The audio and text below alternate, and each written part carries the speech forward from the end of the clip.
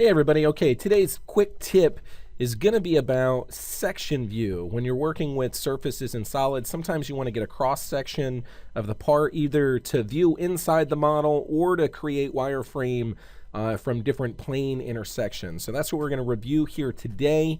First, where are we going to find it? We're going to go under Create 2D, and you'll find it under the Utility section called Section View.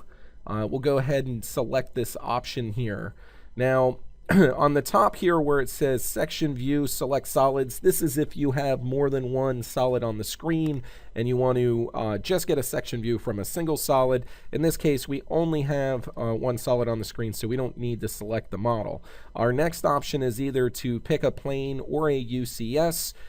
In our example, we're going to just go to a front view here, and you can see how we get a cross section of the model. We can see a cutaway view, and the cutaway sections show up in like a pink color.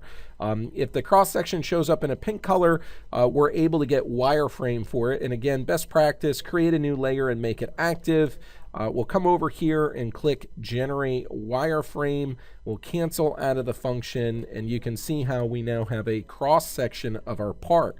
From here, we can go ahead and do some dimensions, maybe lay some driven dimensions on the screen to find out, how big this keyway is here, or maybe the overall size of the part.